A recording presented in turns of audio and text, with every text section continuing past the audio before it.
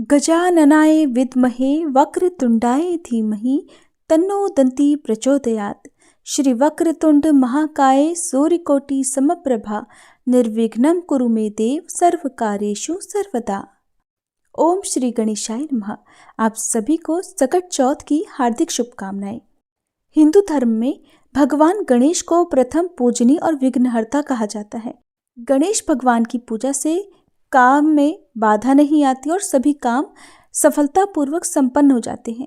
हिंदू धर्म में किसी भी शुभ काम को करने से पहले गणेश जी की पूजा और उनका स्मरण किया जाता है। ऐसे बहुत से त्योहार हैं, बहुत से व्रत हैं जो सिर्फ गणेश जी को समर्पित हैं। इन त्योहारों पर भक्त गणपति बप्पा का व्रत करते हैं, उनकी पूजा अर्चना करके मंगल कामना करते हैं। इन्हीं त्योहारों में एक है सकट चौथ का व्रत, जिसे तिलकुटा चौथ भी कहते हैं, जो कि माघ मास के कृष्ण पक्ष की चतुर्थी तिथि के दिन पड़ता है। इस दिन जो भी भक्त भगवान गणेश की पूजा करके व्रत रखता है और व्रत की कथाएं पढ़ता अथवा सुनता है और दूसरों को सुनाता है, गणेश भगवान उनकी सभी मनोकामनाएं पूर्ण करते हैं, उनकी सभी बाधाओं को दूर करते हैं। और आज के इस वीडियो में आप सुनने वाले हैं सकट चौथ के दिन सुनी जाने वाली सभी कथाएं, क्योंकि चौथ के दिन संकटा माता की भी पूजा होती है। संकटा माता की भी कथा पढ़ी और सुनी जाती है, जिनके बिना ये कथाएं अधूरी मानी जाती हैं। तो ये सारी कथाएं आज की इस वीडियो में आप सुनेंगे। अगर आपको कथाएं अच्छी लगे तो वीडियो को लाइक और कमेंट बॉक्स में गणेश भगवान की जय लिखकर हमारे चैनल पर आजकल सुनाई जा रही माघ मास की कथाएं सुबह के समय और शाम के समय श्री पद्म पुराण की कथाएं भी जरूर सुनिएगा। पौराणिक कथा के अनुसार एक बार माता पार्वती स्नान करने के लिए जा रही थी। तब उन्होंने अपने शरीर के उपटन से एक मूर्ति का निर्माण किया, जिसमें उन्होंने प्राण प्रतिष्ठा की और वह एक बालक के रूप में जी उठा। माता पार्वती ने उसका नाम रख दिया गणेश। तब उन्होंने अपने पुत्र गणेश को आदेश दिया कि पुत्र, जब तक मैं स्नान करके वापस ना लौटूं तब तक किसी को भी अंदर मत आने देना। गणेश जी अपनी माँ की आज्ञा का पालन करते हुए दरवाजे के बाहर ही खड़े होकर पहरा देने लगे। ठीक उसी समय भगवान शिव माँ पार्वती से मिलने पहुंचे, लेकिन गणेश जी तो माँ की आज्ञा का पालन कर रहे थे और माँ के सच्चे भक्त थे। उन्होंने शिव जी को अंदर जाने से रोक दिया। पहले तो भगवान शिव ने उस बालक को प्यार से समझाया, लेकिन जब वो नहीं माना तब भगवान शिव ने क्रोधित होकर त्रिशूल से बालक गणेश की गर्दन धड़ से अलग कर दी। इधर पार्वती जी ने बाहर से आ रही आवाजें सुनी तो भागती हुई स्नानागार से बाहर आई। बाहर आकर देखा उनके पुत्र गणेश की तो गर्दन कटी हुई है। ये देखकर वो घबरा गई और विलाप करने लगी। तब भगवान शिव को उन्होंने बताया कि ये उनका अपना पुत्र है।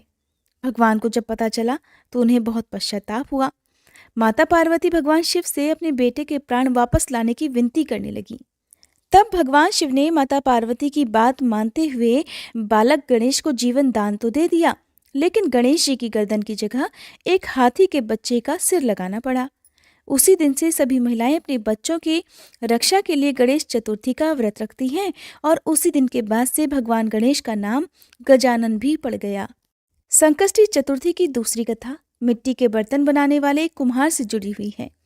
इस कथा के अनुसार एक बार एक राज्य में एक कुम्हार रहता था।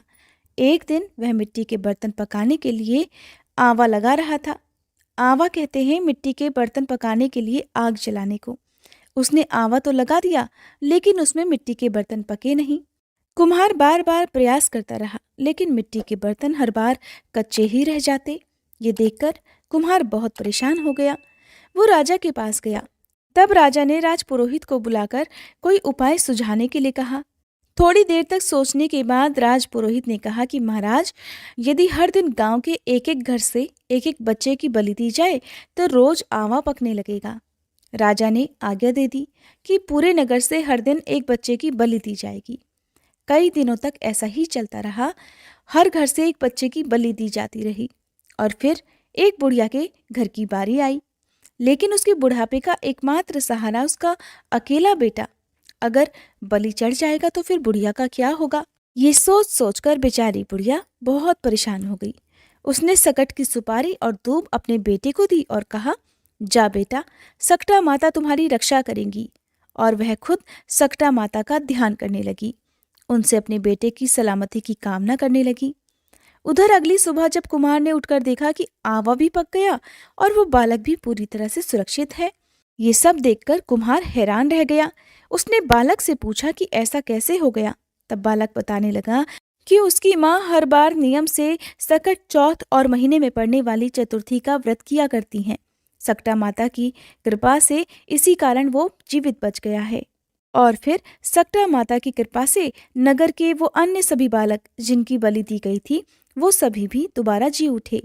पौराणिक मान्यताओं के अनुसार उसी दिन से खासकर सकट चौथ के दिन माएँ अपने बेटों की लंबी उम्र की कामना से भगवान गणेश की पूजा और व्रत करती हैं। अब सुनिए सकट चौथ के दिन खास तौर पर सुनी जाने वाली देवरानी और जिठानी की कथा। सकट चौथ की पौराणिक कथा के अनुसार एक बार एक शहर में देवरानी और जिठानी रहा करती थी। जिठानी अमीर थी और देवरानी बहुत गरीब थी। देवरानी गणेश जी की बड़ी भक्त थी। देवरानी का पति जंगल से लकड़ियां काट कर लाता, उन्हें शहर में जाकर बेचता था। इस प्रकार उनका जीवन चल रहा था। देवरानी का पति अक्सर बीमार रहता था। तब देवरानी जिठानी के घर का सारा काम करती और बदले में जिठानी बचा हुआ खाना, पुराने कपड़े आदि उसको दे देती थी। इसी से किसी तरह देवरानी का परिवार चल रहा था। माघ के महीने में देवरानी ने तिल चौथ का व्रत किया। 5 आने का तिल और गुड़ लाकर तिलकूट बनाया। पूजा करके तिल चौथ की कथा सुनी और फिर तिलकुट्टा छीके में रख दिया। क्योंकि सकट चौथ का व्रत बिना चंद्र देवता को अर्घ दिए अधूरा माना जाता है, तो देवरानी सोचने लगी कि चंद्रमा उदय होने पर पहले तिलकूट और उसके बाद ही वो कुछ और खाएगी। कथा सुनकर वो जेठानी के यहाँ चली गई। खाना बनाकर जेठानी के बच्चों से उसने खाना खाने के लिए कहा। तब बच्चे कहने लगे कि माँ ने व्रत किया है और माँ भूखी है। जब माँ खाना खाएगी तब हम भी खा लेंगे। जेठानी को खाना खाने के लिए कहा तो जेठ जी कहने लगे, मैं अकेला नहीं खाऊंगा, जब चांद निकलेगा तभी सब खाएंगे, तब मैं भी खा लूंगा। जेठानी ने उससे कहा कि आज तो किसी ने भी अभी तक खाना नहीं खाया, तो मैं तुम्हें कैसे दे दूं? तुम सुबह सवेरे आकर बचा हुआ खाना ले जाना। क्योंकि हर दिन तो जेठानी रात का बचा हुआ खाना या सुबह का बचा हुआ खाना अपनी देवरानी को दे दिया करती थी। अब देवरानी के घर पर उसका पति और बच्चे बेचारे सब आस लगाए हुए बैठे थे कि आज तो त्योहार है, इसलिए कुछ आज पकवान आदि खाने को मिलेगा। देवरानी बिना खाने के जब अपने घर लौटी और बच्चों को पता चला कि आज तो पकवान की रोटी भी खाने को नहीं मिलेगी, तो सारे बच्चे उदास हो गए, भूख के मारे रोने लगे। उसके पति को भी बहुत गुस्सा आया। उसका पति गुस्से में कहने लगा, सारा दिन काम करके भी तुम 2 रोटी नहीं ला सकती, तो काम ही क्यों करती हो? पति ने गुस्से में आकर पत्नी को कपड़े धोने के धोवने से मारा। धोवना हाथ से छूट गया तो पाटे से मारा। अब वो बेचारी देवरानी गणेश जी को याद करती हुई रोते रोते पानी पीकर ही सो गई। उस दिन गणेश जी देवरानी के सपने में आए और कहने लगे, धोवने मारी, पाटे मारी, सो रही है या जाग रही है? देवरानी कहने लगी, कुछ सो रही हूँ, कुछ जाग रही हूँ। तब गणेश जी फिर से बोले, भूख लगी है, कुछ खाने को दे। देवरानी कहने लगी, क्या दूं? मेरे घर में तो अन्न का एक दाना भी नहीं है। जेठानी बेचारी बचा खुचा खाना देती थी, आज वो भी नहीं मिला। पूजा का बचा हुआ तिलकुट्टा छींके में पड़ा है, वही खा लो। तिलकुट्टा खाने के बाद गणेश जी फिर से कहने लगे, धोवने मारी, पाटे मारी, निमटाई लगी है, कहाँ निमटे? वो बोली, ये पड़ा घर, जहां इच्छा हो वहां निमट लो। फिर गणेश जी बच्चे की तरह कहने लगे, अब हाथ कहाँ पोंछूं? नींद में मगन देवरानी को अब बहुत गुस्सा आया। सोचने लगी कि कब से तंग किए जा रहे हैं। गुस्से से कहने लगी, मेरे सिर पर पोंछो, और कहाँ पोंछोगे?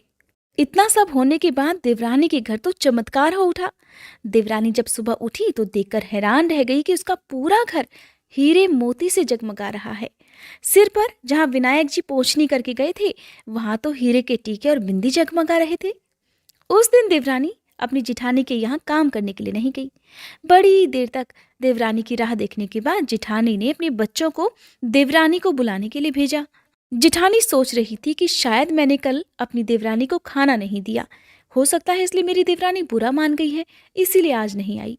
बच्चे बुलाने गए तो कहने लगे, चाची चलो, माँ ने बुलाया है, सारा काम पड़ा हुआ है। देवरानी कहने लगी, अब उसकी जरूरत नहीं है, मेरे घर में अब सब कुछ है, गणेश भगवान ने मुझ पर बड़ी कृपा की है। बच्चे घर गए।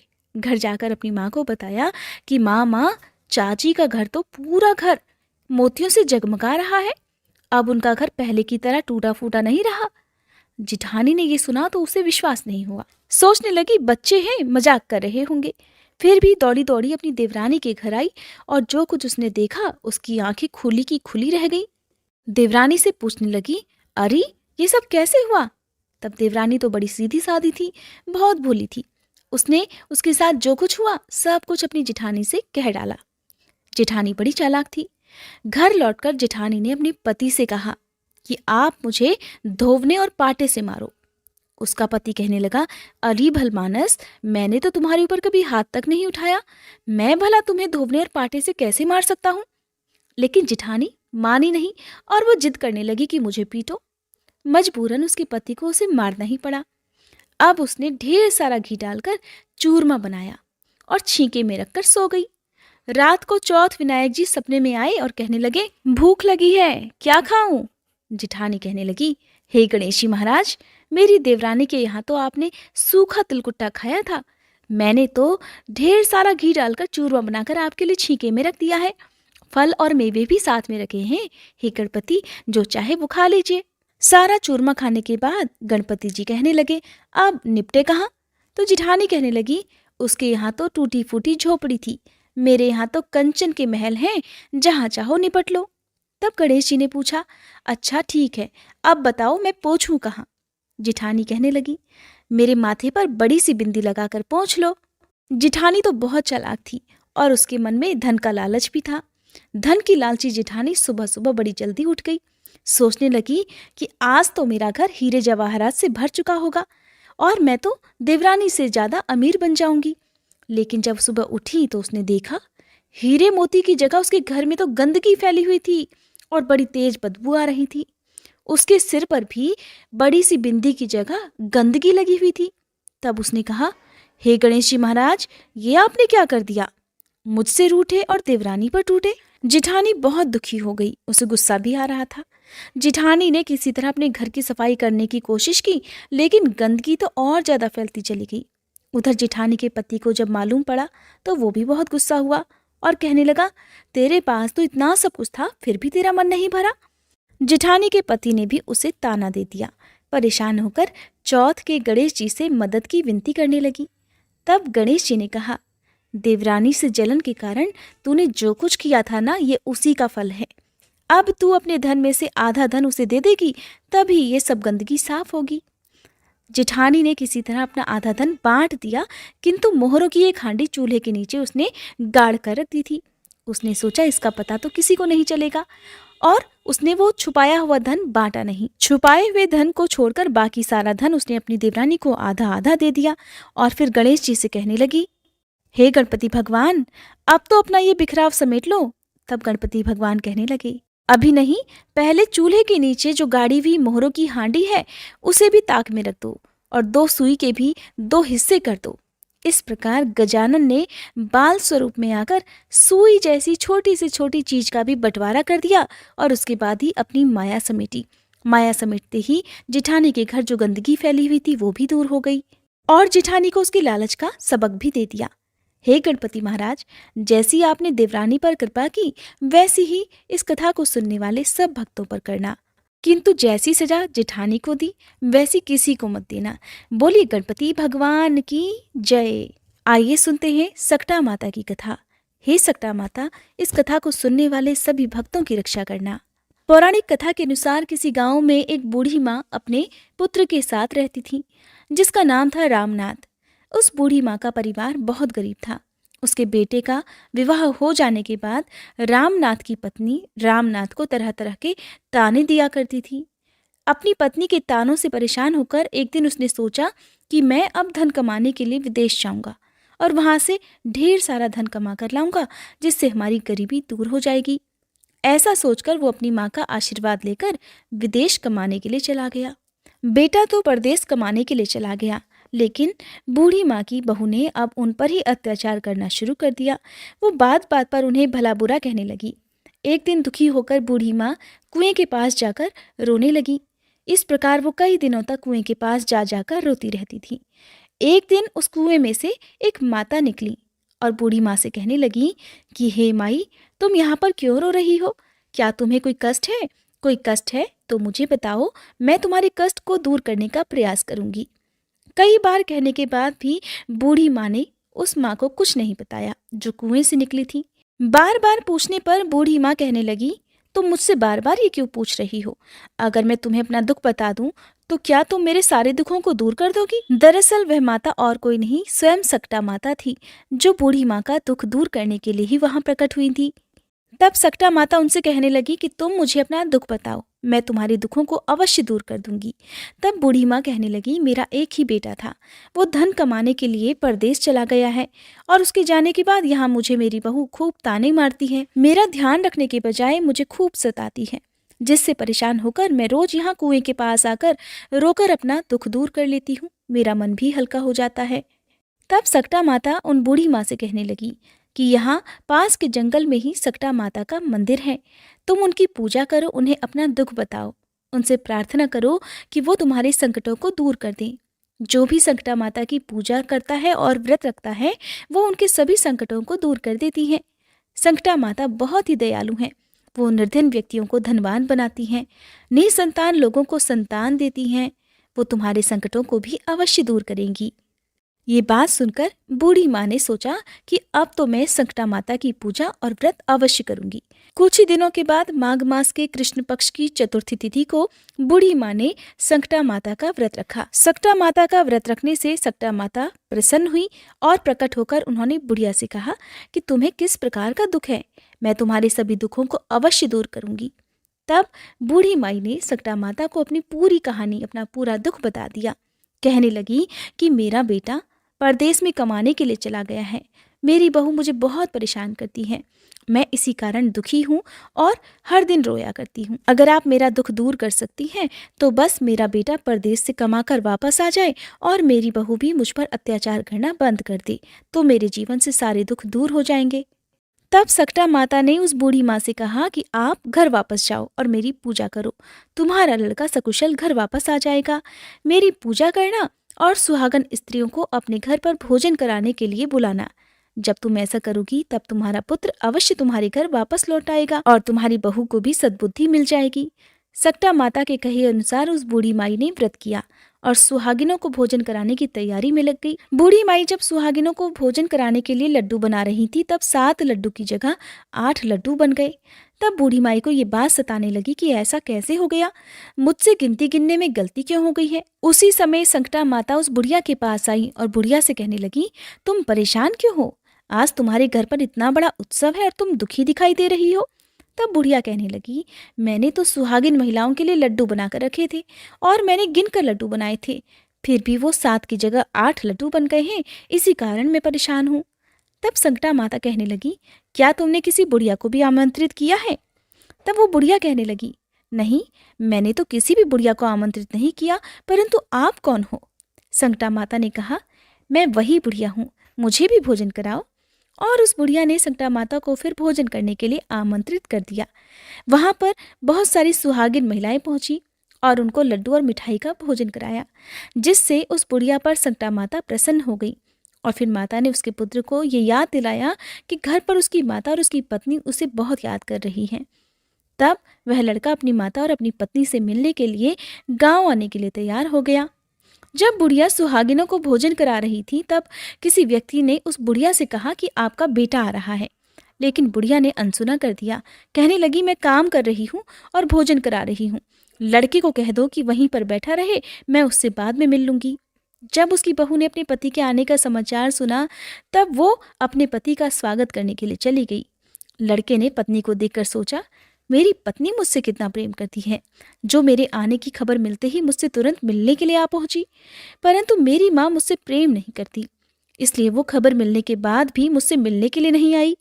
उधर पूजा समाप्त हुई तो वह बुढ़िया अपने घर पहुंची और सकटा माता की कृपा से उस लड़के का मन अपनी पत्नी की ओर से हट गया और माँ ने लड़के से कहा कि मैं तुम्हारी घर वापसी के लिए सकटा माता का व्रत रख रही थी और मैंने उस समय सुहागिन महिलाओं को भोजन कराना था, इसलिए मैं तुम्हारे पास नहीं आ सकी।